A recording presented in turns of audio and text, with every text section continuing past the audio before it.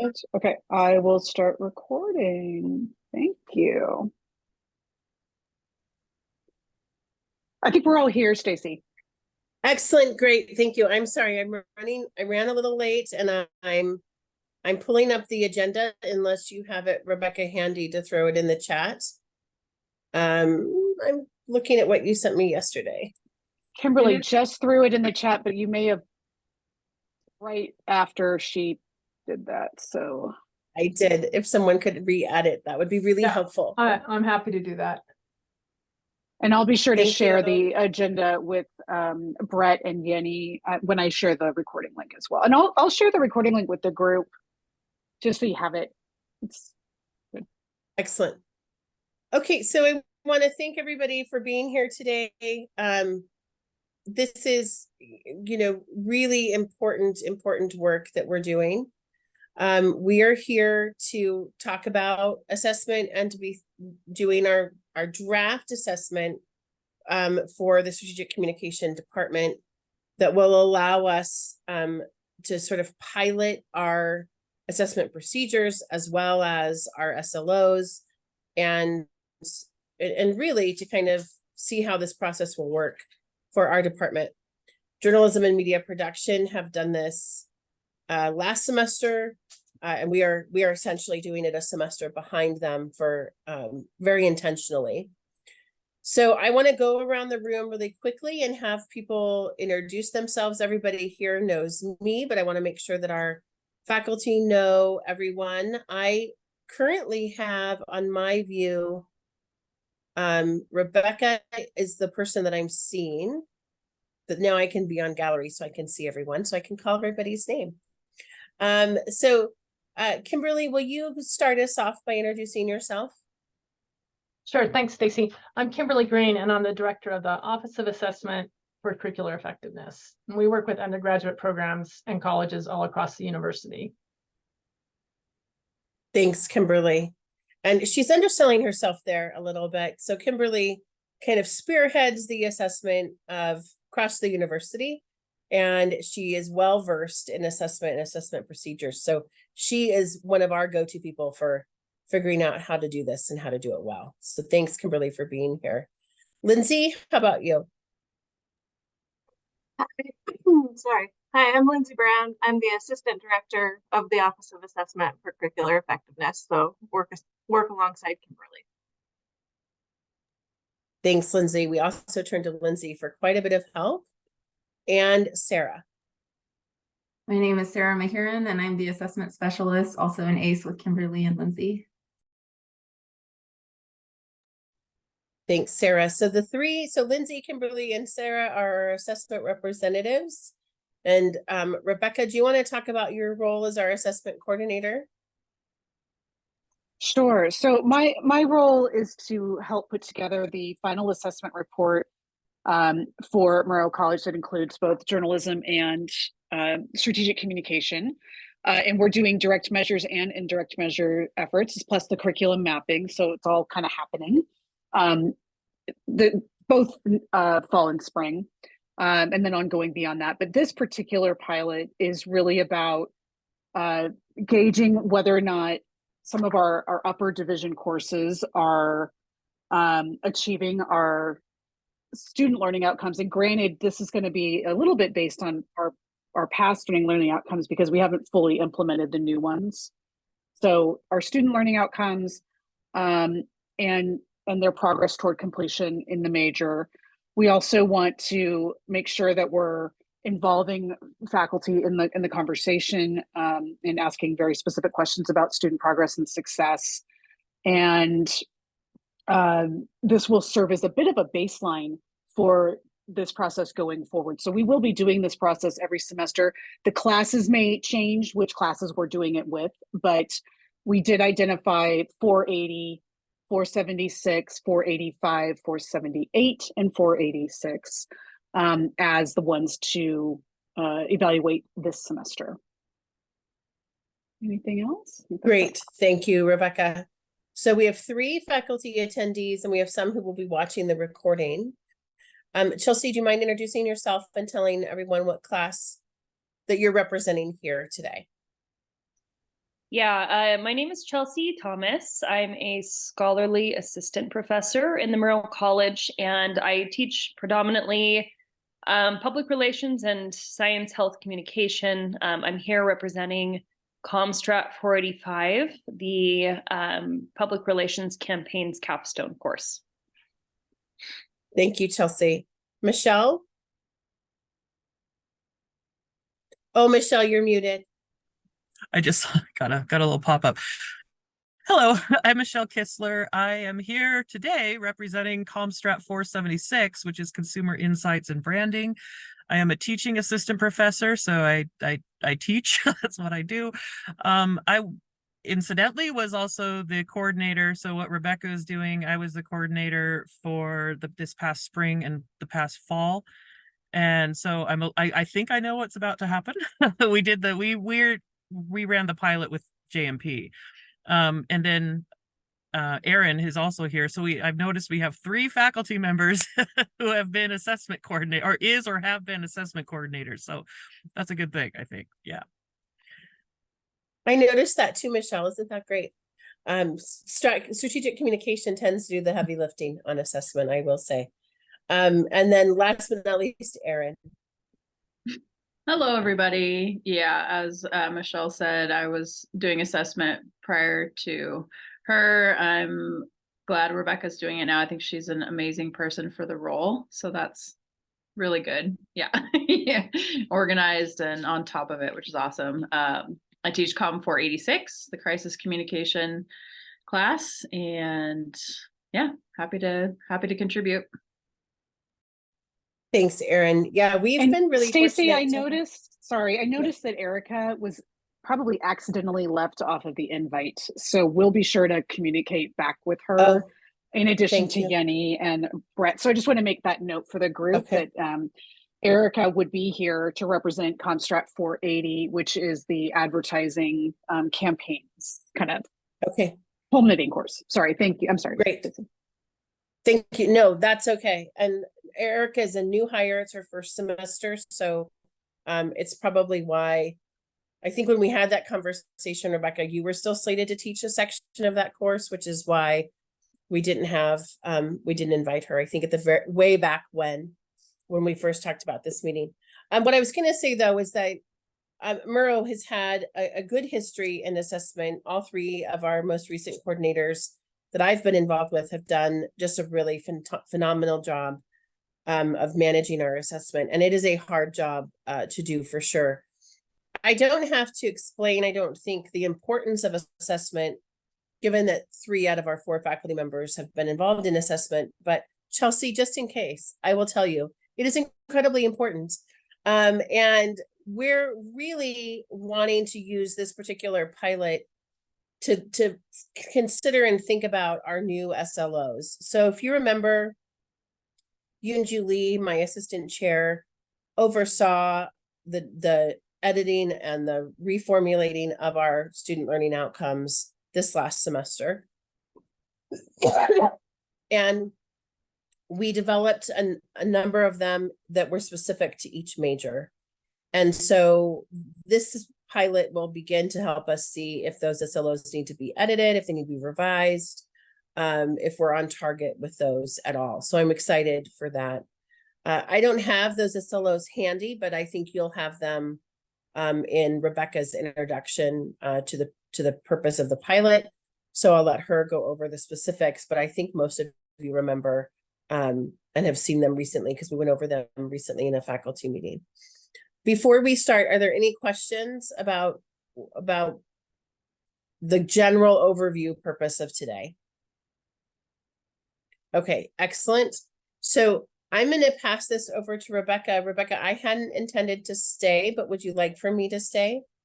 You don't need to. I think actually the next thing on the agenda, Kimberly, to go over program assessment context and purpose. I mean, we can talk about the student learning outcomes if we want to, but I think that the new student learning outcomes are less of an emphasis in this process as the previous one. So I think we can move on to Kimberly. Yeah. Okay, excellent. All right, that sounds really good. So I'm going to go ahead and I will make Rebecca the host. And I will I will get back to the other work that I was doing before I came here. Thank you all for your great service. I really appreciate your time and efforts.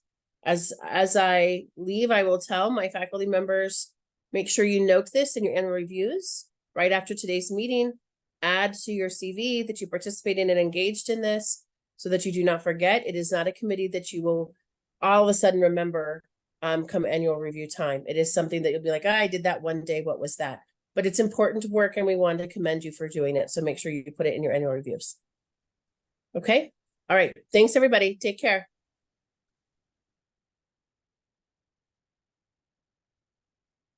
So Kimberly, I think unless there's any questions from the group, I think Kimberly, you can proceed.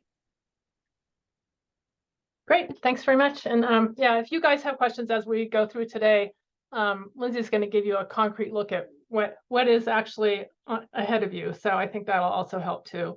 I just did want to reiterate that this is a pilot, and so this is really to help the program StratCom develop a regular assessment about how students are achieving your learning outcomes.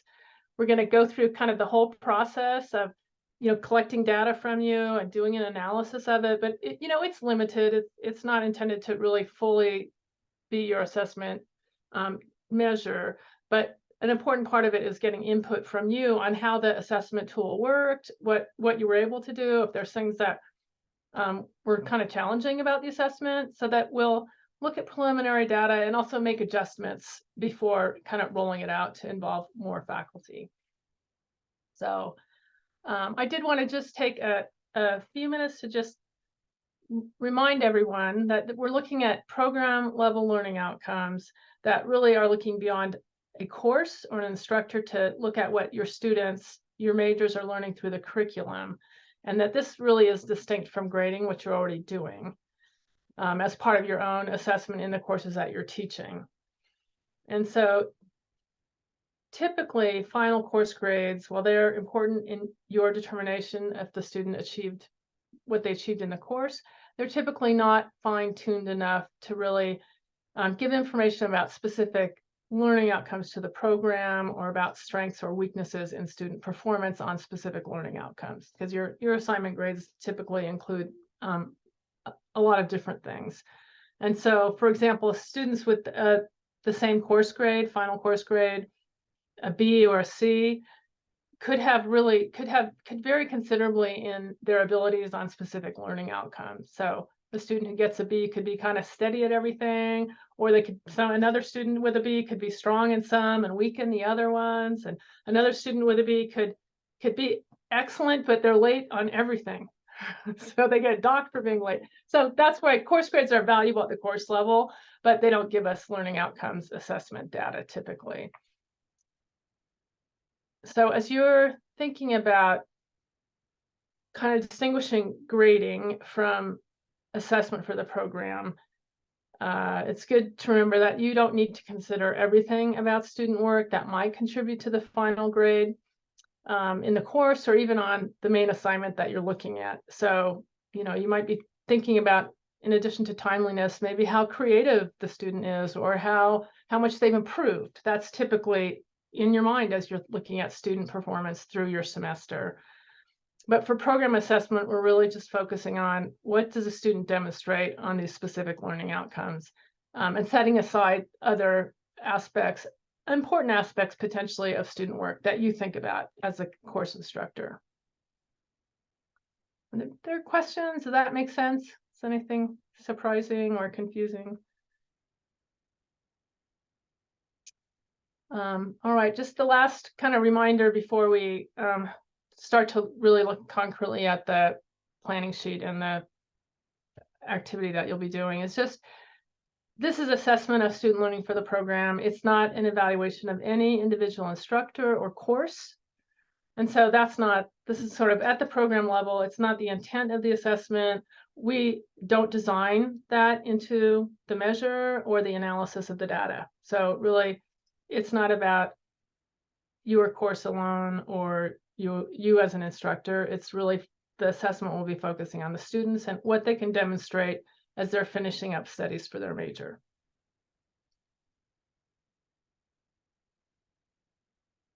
So that's the kind of big picture context for program assessment. Any other questions or comments before I hand over to Lindsay?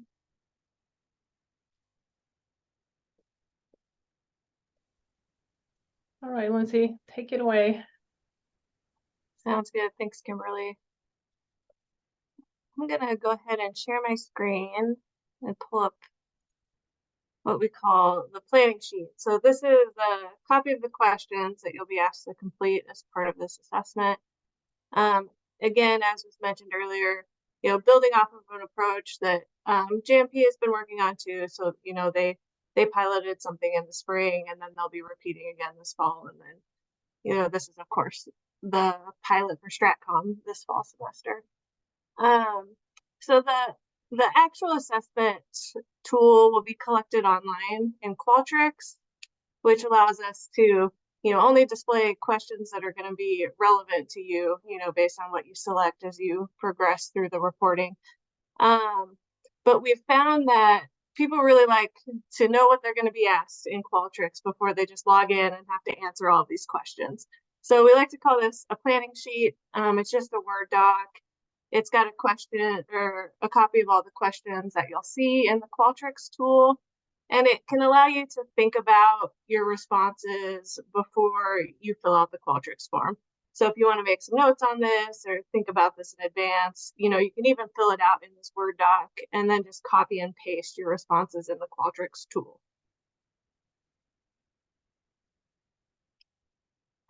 So the form will start with some background, and a lot of this is they're things that have been covered, in the previous introduction. So again, the purpose for this assessment. Just briefly, you're going to be asked to indicate the number of students in your course that do not meet, partially meet, minimally meet, solidly meet, and exceed expectations on those new StratCom program learning outcomes. So again, the benefit of Qualtrics is that you're only going to be asked to assess the program level learning outcomes that fit your course context and assignment. And so again, that's based on what you're selecting in the tool. And just a note here that it may be useful to have your course gradebook available as you're completing this assessment. And then also just how Kimberly mentioned how this data will be used. So your responses will be combined with those of other instructors for program assessment. And personally identifiable information like your name is not going to be associated with your responses. So really focusing on the students and what the students can do and not evaluating the instructors. And then just as a reminder here are the StratCom program level student learning outcomes that you guys work to update. So there's sort of 4 overall learning outcomes and then the major specific learning outcomes that you work to develop. So just as a reminder. So the first part of the report collects a little bit of background information about the course. So the course subject catalog number, who's preparing this report, the number of students in your course. And then you'll be asked to select the program level learning outcomes for the StratCom BA that students are asked to demonstrate in your course and assignments. And so it starts with those first 4 overall StratCom learning outcomes.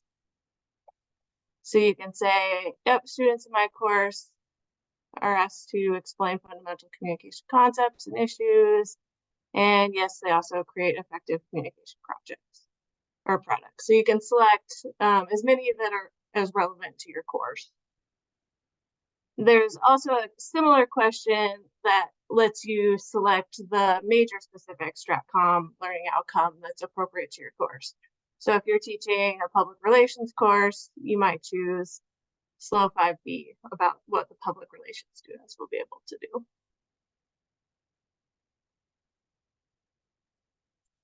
There's also a follow-up question where you can describe the main assignments activities in your course that address these program level learning outcomes. So maybe students are completing a final project, or maybe they're giving an oral presentation. So what are the key activities where students are demonstrating these program learning outcomes in your course?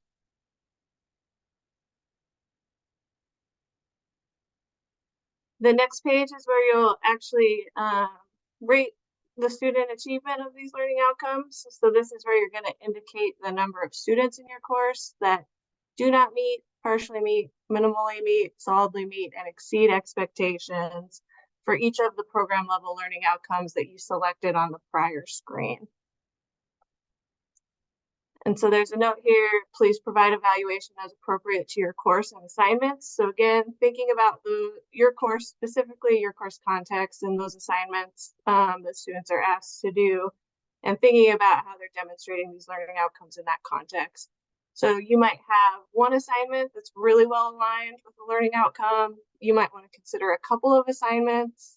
You might have a grading rubric where some of the criteria are just really well aligned with some of these different learning outcomes. So again, asking you to use your faculty expertise and your experience in that course to provide evaluation that's going to be most appropriate.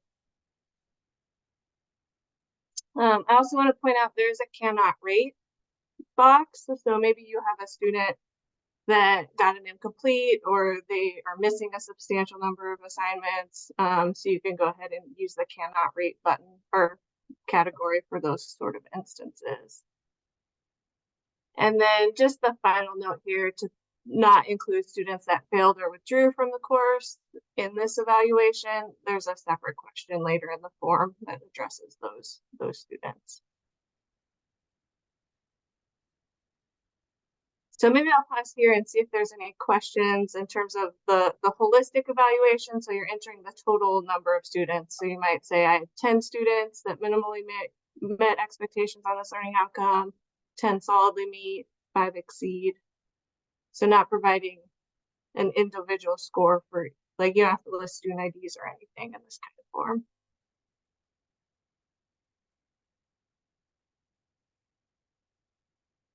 Great.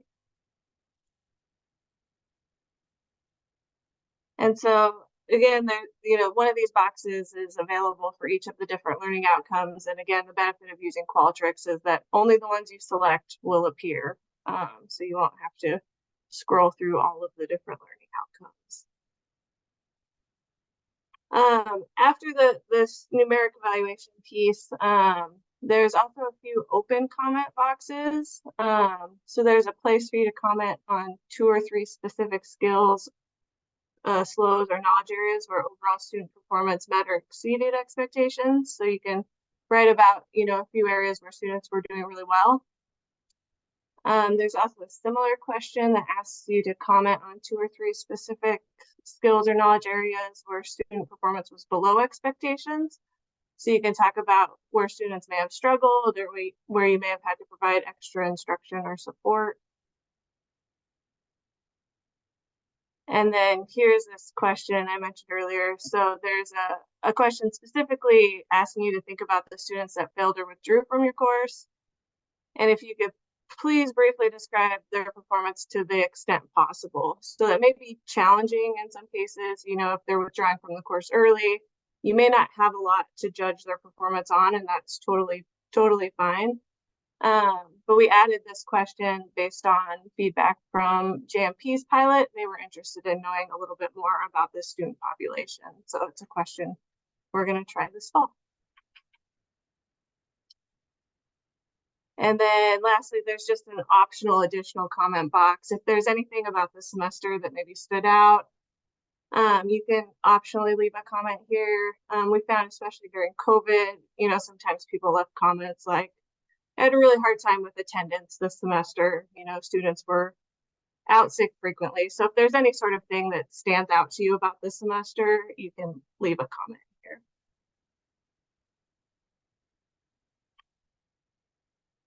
And then just this last part is collecting some feedback about this assessment report form and process. So having you estimate about how long it took you to fill this out. If you have any feedback on StratCom's program learning outcomes, now that you've gone through the process of thinking about how to assess them and how to complete this report, if there's anything that you might suggest to change or talk about, you could do that here. Feedback about the process. Was it relatively easy? Were there some things that were unclear or, could be improved? And then just any other feedback.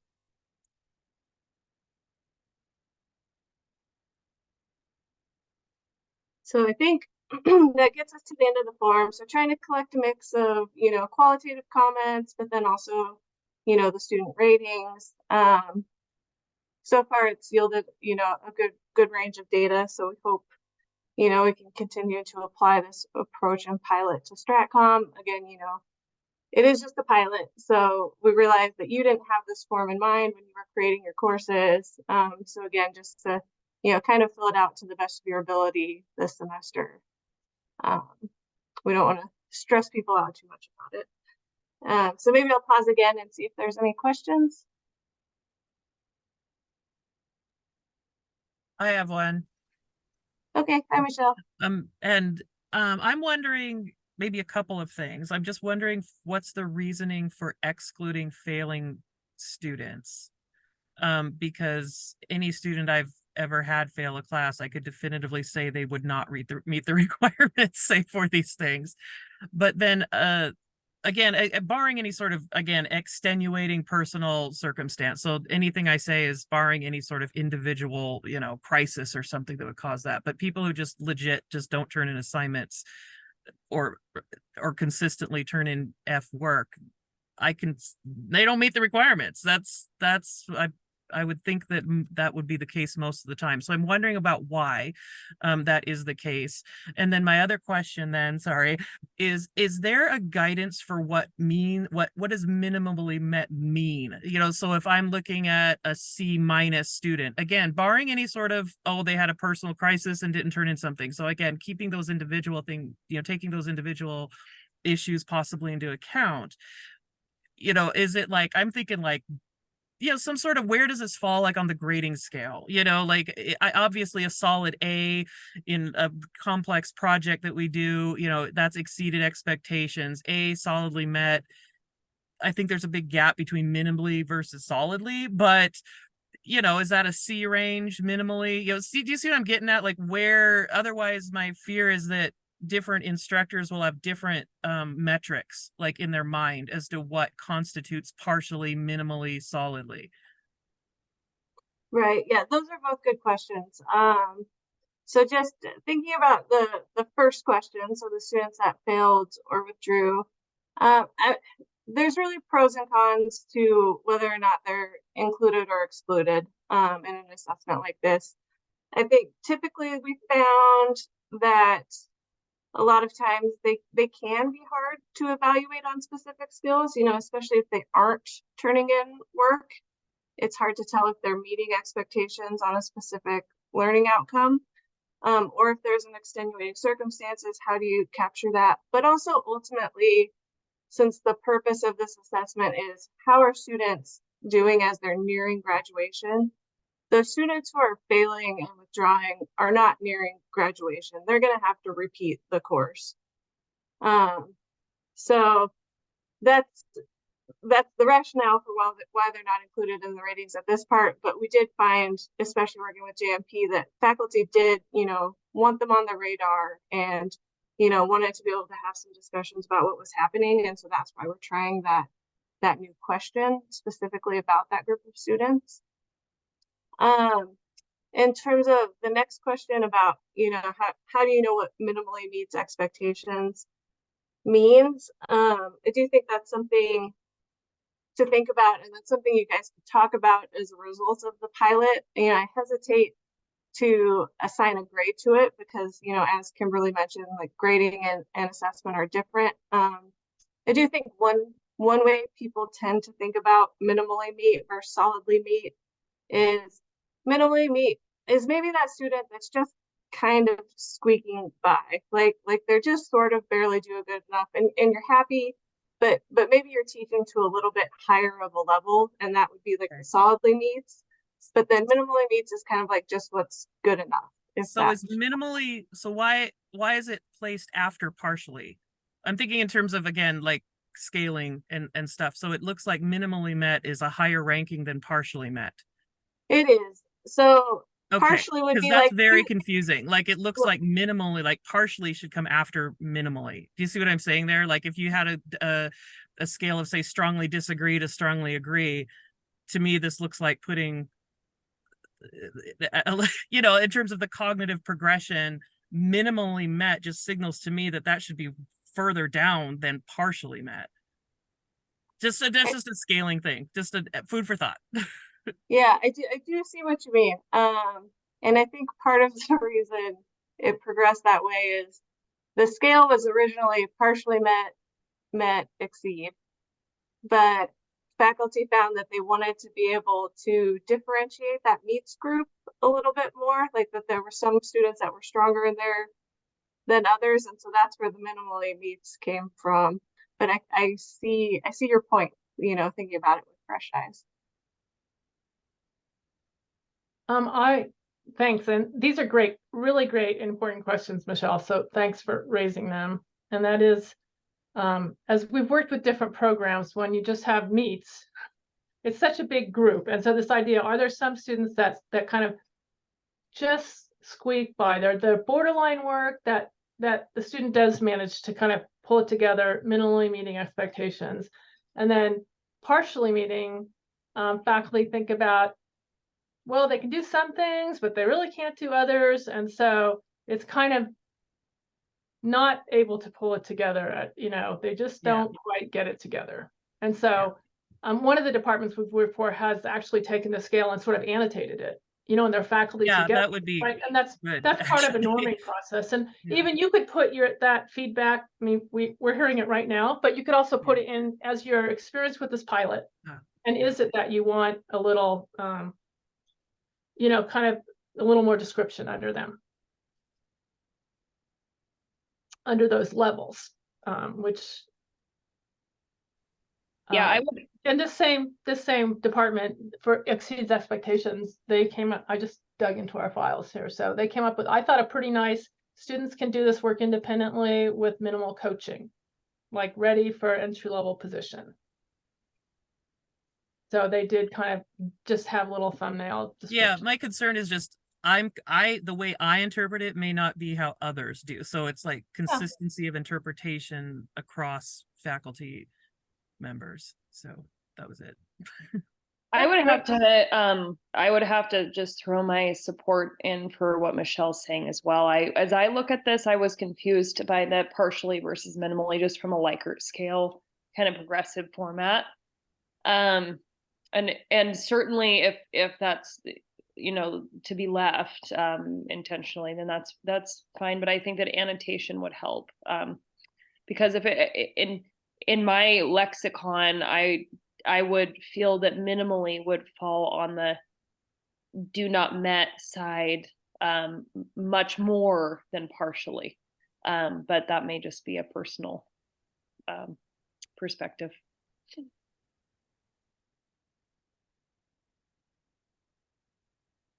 Well, as after you've gone through and really walk through this, please do elaborate your concerns, you know, or what your questions, because I'm going to see if I can put that. I don't know if I put a screenshot in chat, can you guys make it big enough to read? I've never done this before. Can you open that and see it? Yeah, okay. Yes. Okay, so that's what another department did, having this very conversation. And I'm not saying what if we just, is it possible to add this to our pilot?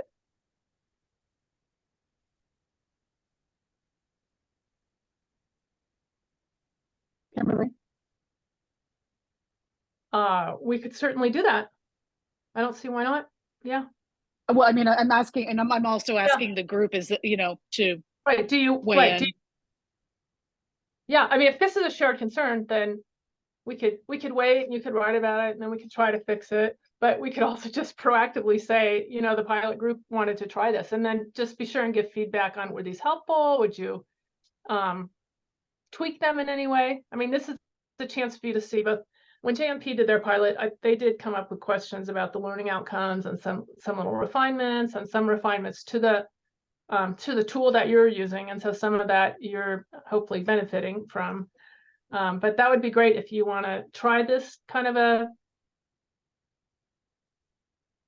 descriptions and then see if they work. See if then as you're applying them, you have some questions or would want to refine them. Yeah, I think I mean it may just be partially semantics, which is, you know, fine. But if we just had if we had some sort of a key that we could refer to at least once, so that you know, we understand what the proper definitions are of each category, I think it would probably, at least for me, be helpful.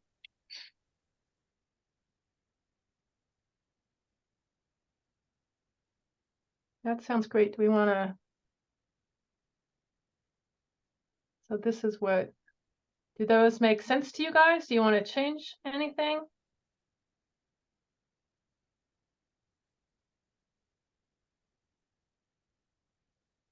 Michelle, you're on mute. I I know. can- I was saying I'm on mute. So Oh. again, not to nitpick, but I think maybe we're coming from quantitative researchers, you know, and scaling. Yeah. So it's Yeah. very important to be truly capturing what you think you're capturing. To me, because if we're talking about this scale, overall, I really like it. The one thing that stands out to me, if we're going to talk about it, is under minimally meets expectations, it says just squeaks by. So to me, again, that means that's less than partially. Like, so it's that like, to me, somebody who barely squeaks by is just above does not meet. Like, that's what it's signaling to me. So again, I think it's really just, if we keep the just squeaks by, it depends on if we're actually switching the categories, like moving minimally meets one place to the left and then shifting partially meets one space to the right. But then you'd also have to change the does not quite meet minimal proficiency. So to me, just squeaks by is really semantically not different than not meeting minimal proficiency. Like, it's saying the same thing in two different categories. Well, since this is intended to be a shared scale in the college, and so JMP is also using the scale, maybe we could try just changing the Brown descriptions then. Yeah, So I what just would think you're make going to it have more different people interpreting Right, it in different ways, so right. you're not going to have consistency in the interpretation of the results. Right, right. So what would make it more that they can do some of it, but they absolutely can't. There's parts that are sort of missing or not successful, so that it doesn't come. It's not. It just doesn't. They can't pull it together in any, even at a minimum level.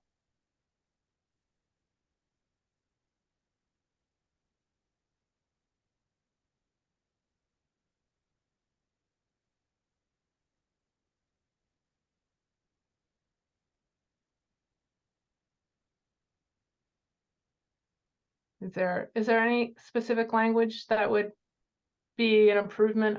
So I can't type into this because it's a screenshot, but I will type. I will take notes. Is there some improvement to this description then? Well, I'm wondering if for the minimally meets expectations category, to me, that kind of looks similar to what a C grade would be if we're looking at it on a A to F kind of scale. So, you know, that should be like average, like you did it, you didn't blow my mind. You're probably not going to be like the top job candidate if you are applying for things, but it meets the basic requirements. So I don't know if we want to say something like meets basic proficiency level. I don't know, because just to figure out how to distinguish it from solidly, like includes solid work, and then exceeds is like, you know, the best of the best. But I do think leaving out the just squeaks by would be better. I was going to say, would replacing just squeaks by with meets minimal requirements or meets basic requirements, would that be an improvement for this first pilot? Yeah, and I think it's to me, I interpret it almost as barely meets basic requirements. Yeah. Okay, we could use that language. Barely, but does. Yeah. And maybe rather than, I don't know if I like the word borderline because it's just wishy-washy, but just meets minimal proficiency, because then partially meets is, you know, says not quite meeting minimal proficiency. So if minimally meets is just like meets basic proficiency, meets minimal proficiency. Just leave it plain and simple. Meets minimum proficiency. You want the idea of kind of barely? So why don't we just change partially meets expectations, change that category to minimally meets expectations, and then teach minimally meets expectations to meets expectations. Yeah. Yeah.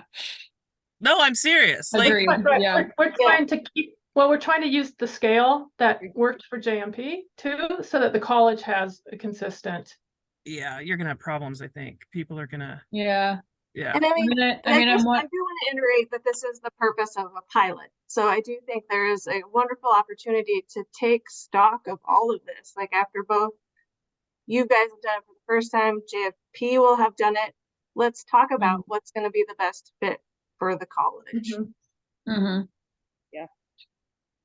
Yeah, I think so. And thinking about the pilot as part of the process too, where we do want to get to a point where Stratcom and JMP are using the same scale, but that's going to be changed and improved over a few iterations, right? So, you know, they used it and that's not bad, but then we get different sets of eyes looking at it, and then we can look at it from our perspective, maybe recommend some changes or clarifications. And then the next round JMP uses it, maybe they could implement those, you know, changes, so that we kind of get to a point where we're then using the same thing. Yeah, exactly.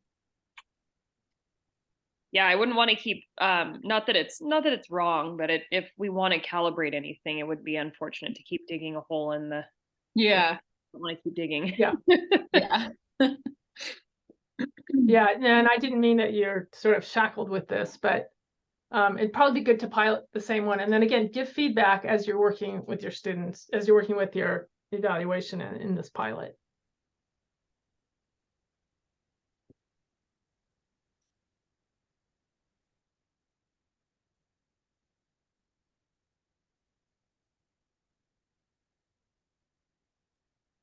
Well, I tried to get notes from that. Are there other questions?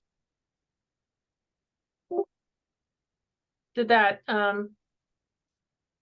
does it make sense now why to not include the students who are not passing, and then to just give some information in that other question? Yeah, I really like the explanation about, because they're not Right. the point that they're going to have to retake the course. Yeah, that solidified that from like, oh, okay, that makes sense. You're looking at people who are actually going to go forward, Right. and those with Fs are not going forward. They're going to have to do this again. I get it. Yeah, that's right. Great. Good, good.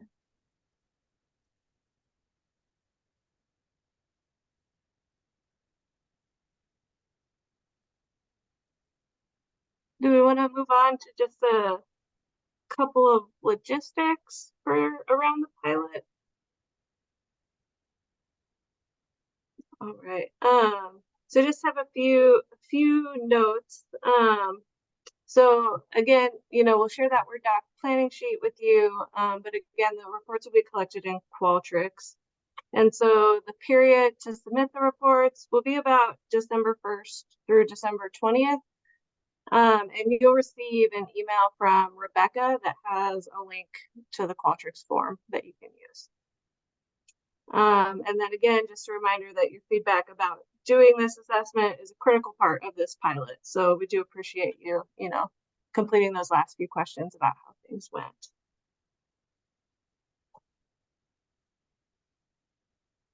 And I think that's all I had. So maybe we could open it up for any final questions or anything else to discuss. Would it help at all to show this group, Lindsay, and maybe you're going to get to this, so I apologize, but to just do a share screen and show them what the Qualtrics looks like for that we did for JMP? I don't know if a visual help. I'm a visual learner, so I tend to, for context, it sometimes would that be helpful to the group just to see what it looks like? I'm sorry, Lindsay, I don't know. I don't want to put you on the spot for that. It's okay. I can show them the JMP tool from the spring, which is similar, but we've changed a little bit. I don't have this. Just to give them a little bit of a what to expect moment. I think that can be useful. Yeah, just one. second. And I'm sorry if I missed it. When did you say we would be receiving this survey? December 1st is when we're aiming to get the link set out, and then it'll be open until December 20th. Okay, perfect. Thank you.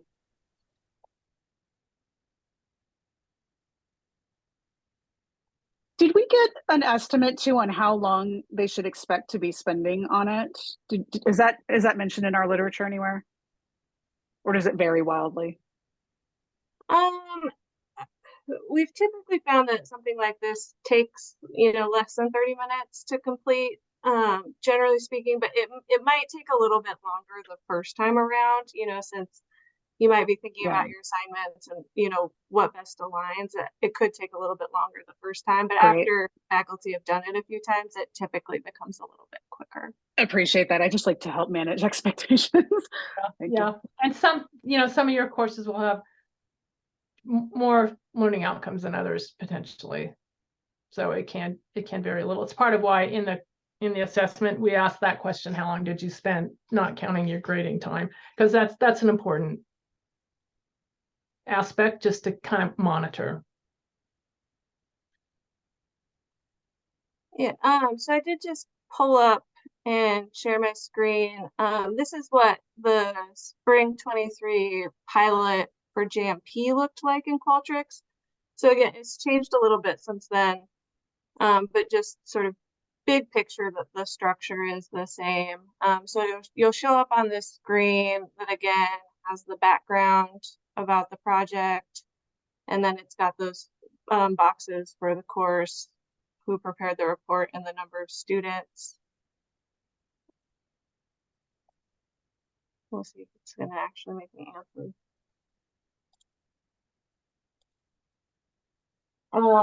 And then the question appears where you select the learning outcomes that are appropriate to your course and assignments. So again, you might say, students do this slow, and students are asked to demonstrate this slow. And then I also do broadcast production. And so then you'll click next. There's the question where you can describe the assignments or activities in your course.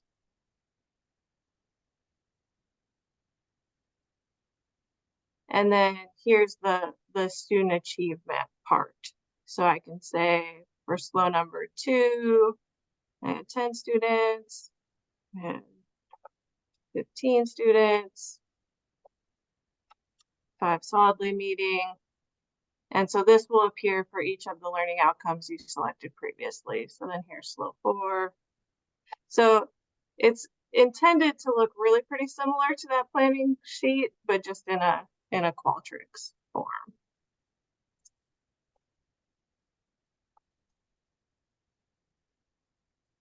And then here are the open comment boxes, so you can talk about where students, did well or where they might have struggled.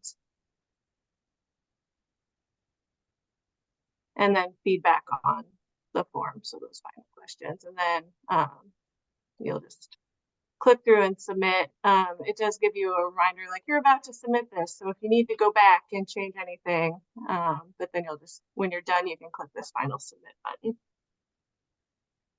And I guess this final screen, it does have the option where you can download your responses as a PDF. So if you want to save, your responses from this semester somewhere, maybe you'll revisit them in future semesters or something, but there's an option to save a copy of your responses here too.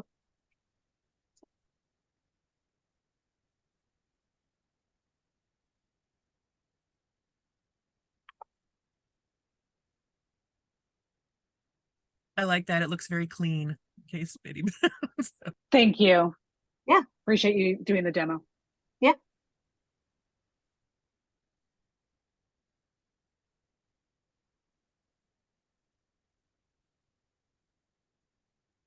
I also like, I don't know, just another comment. I like that you can download it yourself, because then you can, the teacher themselves can track over time in very efficiently by just downloading it. So I like that feature.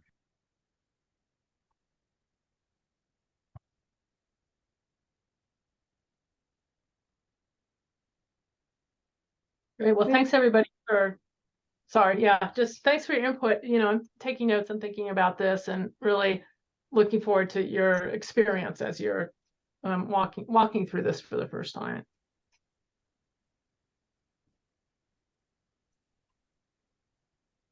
And overall, just my final comment, sorry, but just overall, I mean, the process seems pretty straightforward to me, but I have seen this before. So there's that. So but from where I'm sitting, it does look pretty straightforward. And again, the only thing that I was seeing is that wording and possibly causing it's called like unreliable data, where people aren't rating it the same across context because of their cognitive interpretations like of the wording. So I mean, really, other than that, it looks pretty straightforward to me.